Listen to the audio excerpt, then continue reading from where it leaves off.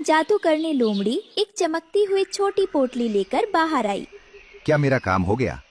मुझे वो चीज चाहिए जिससे जंगल के सारे पक्षी एक ही जगह इकट्ठा हो जाएं। ये लो वो खास बीज। इसका फल इतना रसीला और जादुई है कि जो इसे एक बार चखेगा वो उड़ना भूल जाएगा। फिर वो पूरी तरह तुम्हारे बस में होगा। बहुत खूब। कल सुबह होते ही जंगल में एक नई दावत की तैयारी शुरू। सूखे जंगल के बीच अचानक एक हरा भरा पेड़ उगाया था जिस पर बड़े बड़े लाल सेब लटके थे। जंगल के सभी पक्षी इस चमत्कार को देखकर हैरान थे। अरे, कल तक तो यहाँ सिर्फ सूखी झाड़ियाँ थीं। आज ये जादुई पेड़ कहाँ से आ गया? तुम बस देखते रहो हरिया। मुझे तो ये मेरी किस्मत का तोहफा लगता है। मैं तो चला खाने। कालू कौवा और उसका बेटा जग्गू लालच में आकर जल्दी जल्दी बड़े बड़े सेब खाने लगे। उनका पेट फूलने लगा था। जग्गू, तुम रुक क्यों गए? और खाओ। ऐसा मीठा फल हमें दोबारा नहीं मिलेगा। पिताजी, मेरा पेट भर गया है, लेकिन ये इतना स्वादिष्ट है कि मैं खुद को रोक नहीं पा रहा हूँ। रानो अपने अंडों को पंखों से ढक कर बैठी थी। उसके बच्चे भूख से बिलख रहे थे, लेकिन रानो का मन घबरा रहा था। मेरे प्यारे बच्चों, मुझे पता है कि तुम्हें बहुत जोरों की भूख लगी है और मैं तुम्हारी बेचैनी को महसूस कर सकती हूँ, लेकिन तुम थोड़ा सब्र करो, बस थोड़ी देर और। मुझे वो नया अचानक से उगाया पेड़ बिल्कुल भी ठीक नहीं लग रहा है। मेरा मन बहुत घबरा रहा है।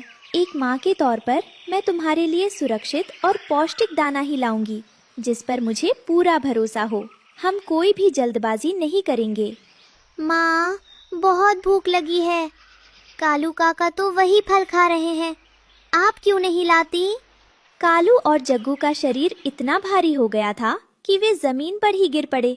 तभी गोरी कवि उन्हें काफी देर से घर न लौटने के कारण ढूंढते हुए वहां आ पहुंची। कालू जी, मैं पूरे जंगल में आप दोनों को ढूंढ रही हूँ। आप यहाँ नीचे क्यों बैठे हैं? चलिए, अंधेरा होने वाला है। गोरी, मुझसे उड़ा नहीं जा रहा।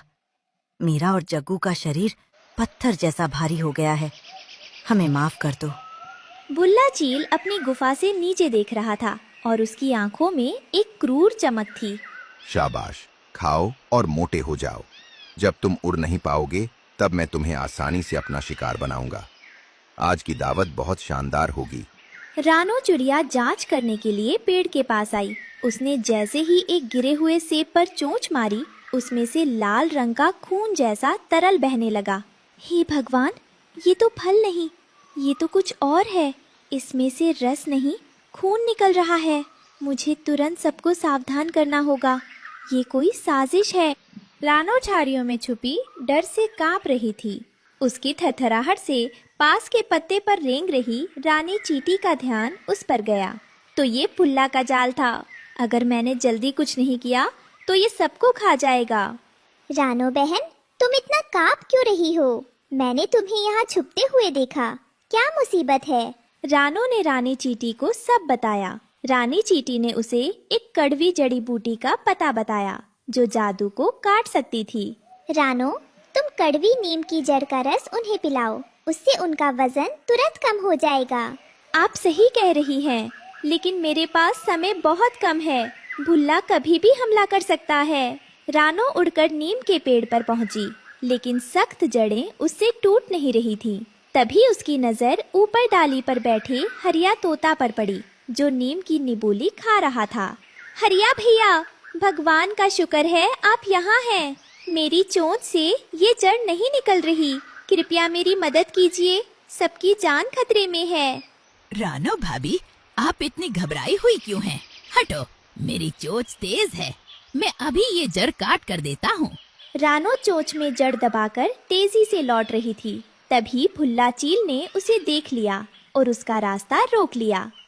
अरे छोटी चिड़िया, इतनी जल्दी में कहाँ जा रही है? और ये चोंच में क्या है?